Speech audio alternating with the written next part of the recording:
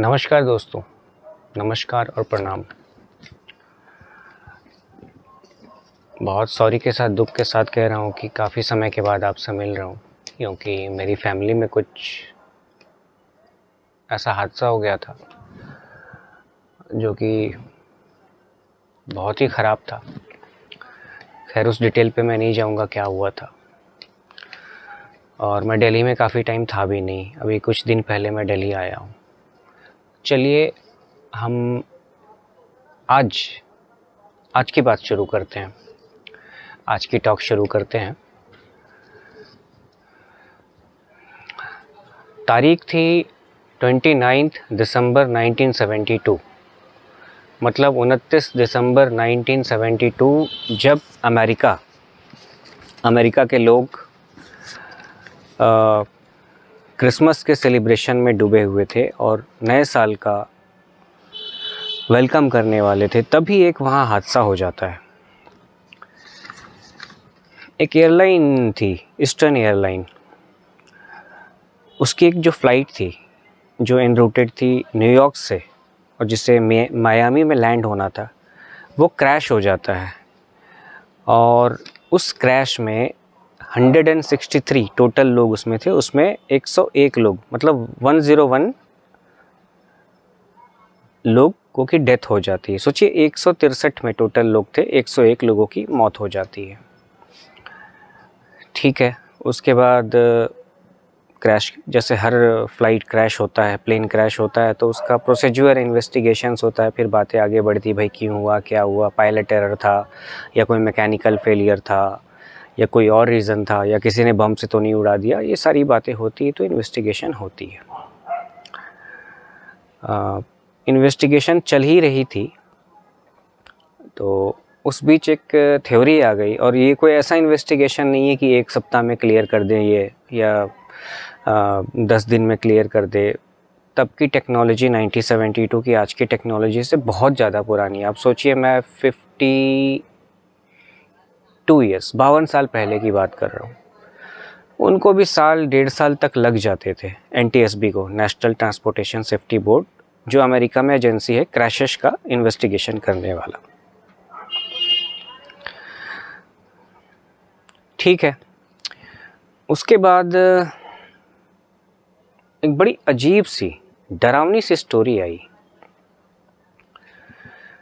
कि उस एयरलाइन के जो बाकी के जो प्लेन्स थे, जो मान लीजिए न्यूयॉर्क से कैलिफोर्निया जा रहे हैं, बॉस्टन जा रहे हैं, सैन फ्रांसिस्को जा रहे हैं, डेनवर जा रहे हैं, कहीं भी जा रहे हैं वो, है ना, लास वेगास जा रहे हैं, वॉशिंगटन जा रहे हैं,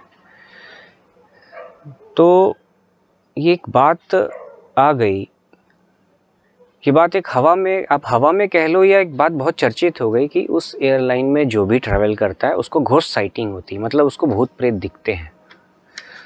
इन पर्टिकुलर मैं ईस्टर्न एयरलाइन की बात कर रहा हूँ कि उनको भूत प्रेत दिखते हैं। उनको उस फ्लाइट का जो एक्सीडेंट हुआ था, जिसका एक्सीडेंट हुआ था 1972 दिसंबर में, उसका कैप्टन लोगों को दिखता था। अब तो ऐसी बात है, जब एक्सीडेंट हुआ था तो उस न्यूज़ चैनल्स भी चलते थे, कैप्टन की फ़ोटो भी दिखाई गई होगी।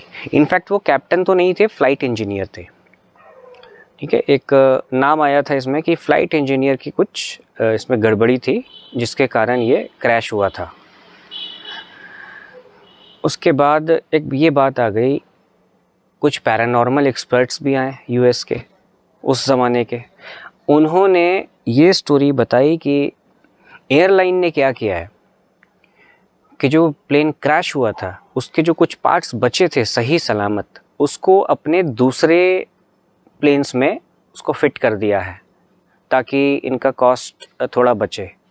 और हर प्लेन का या हर एयरलाइन में देखिए, रेगुलर मेंटेनेंस एक रूटीन फैक्टर होता है।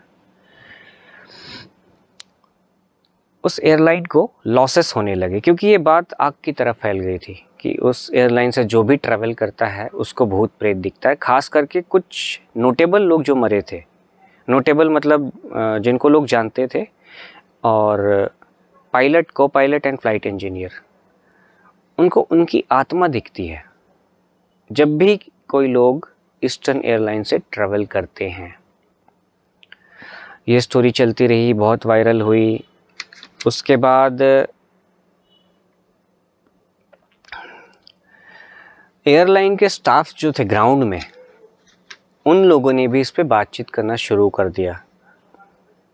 ग्राउंड में भी आप कह लो, मोस्टली ग्राउंड में ही करते थे कि ऐसा ऐसा है, पैसेंजर्स को ऐसा फील हो रहा है, पैसेंजर्स को ऐसा दिख रहा है। उन्होंने भी ये एक कंप्लेन करना शुरू कर दिया कि हमें भी घोस्ट साइटिंग होती है, हमें भी वो लोग दिखते हैं जो आज दुनिया में नहीं है, जो उस क्रैश में मारे गए हैं। ईस्टर्न एयरलाइन ने बड़ी सख्ती से कदम उठाया और अपने जितने भी एम्प्लॉय थे उनको इन्होंने कहा कि अगर आप घोस्ट स्टोरी डिस्कस करते हुए पाए जाते हो ऑफिस में तो आप सबको डिसमिस कर दिया जाएगा। चलिए ठीक है, एम्प्लॉयर ने एम्प्लॉयज़ की आवाज़ को दबा दिया। उसके बाद एक किताब आती है 3-4 साल के बाद, घोस्ट ऑफ फ्लाइट 407। ये फ्लाइट 401 नॉट 7, करेक्ट कर रहा हूँ आपको,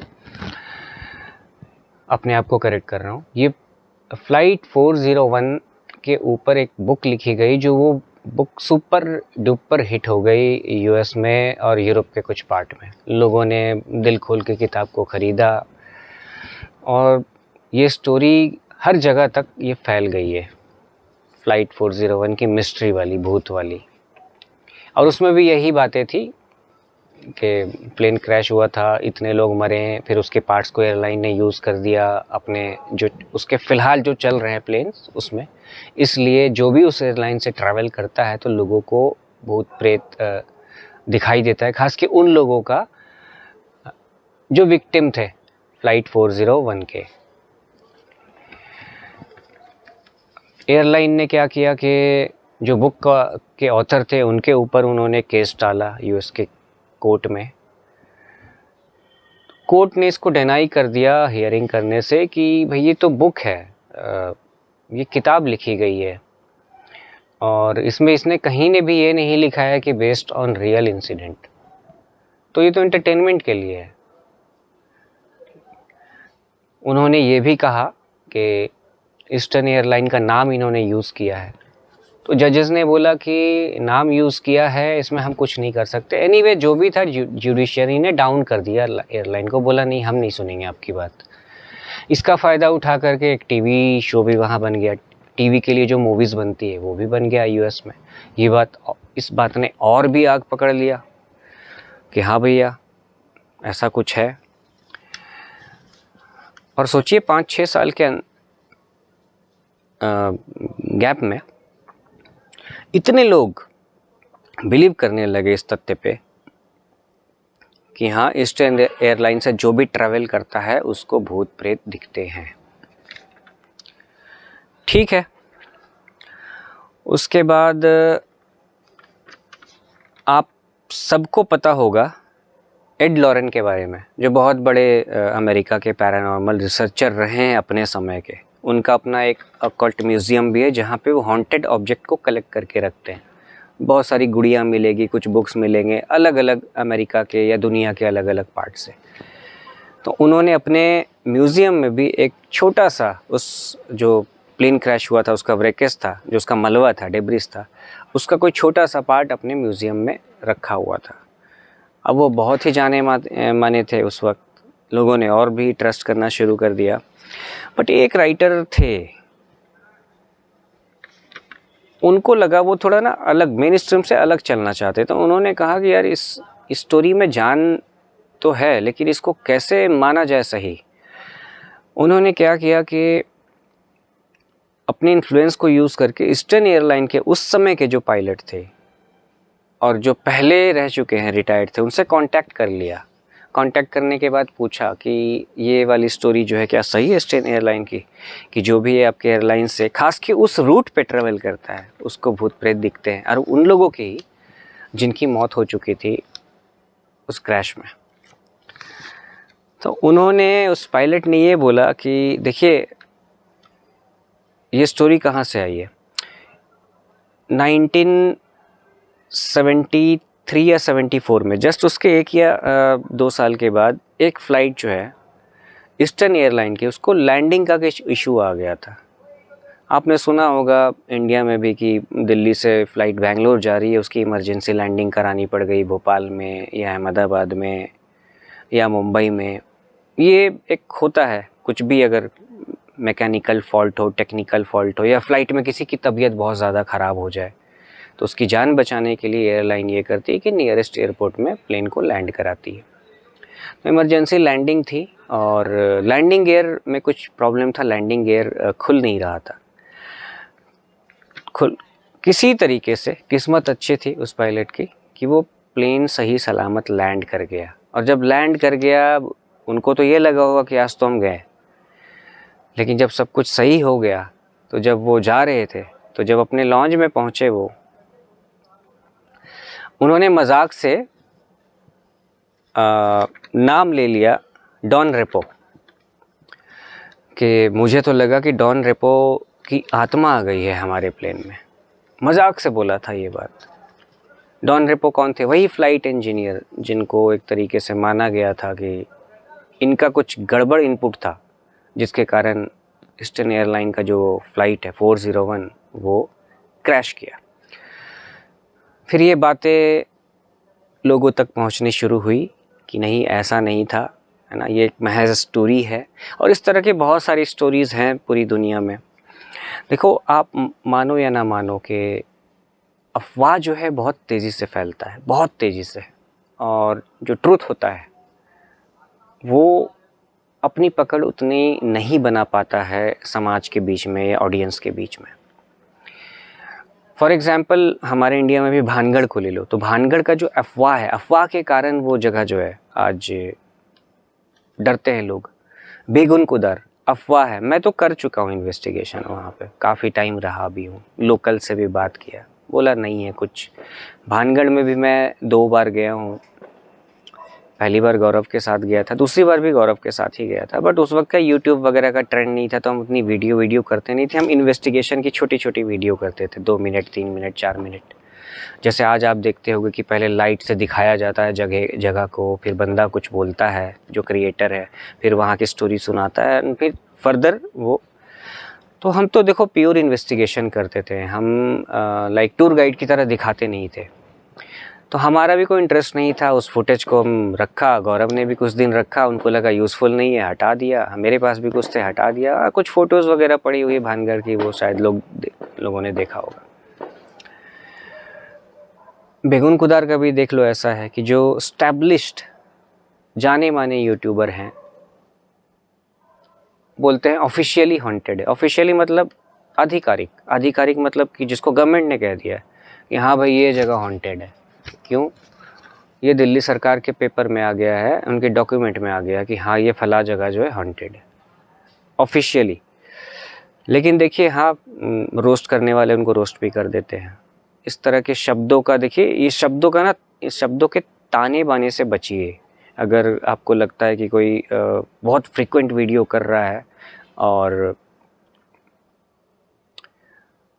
खास के डेलीइट्स की मैं बात कर रहा हूँ, दिल्ली के यूट्यूबर की, उनकी क्वालिफिकेशन क्या है, लिटरेट हैं, सेमी लिटरेट हैं, I don't know, I will not go on this serious topic, but the way they talk, जिस तरीके से वो बात करते हैं,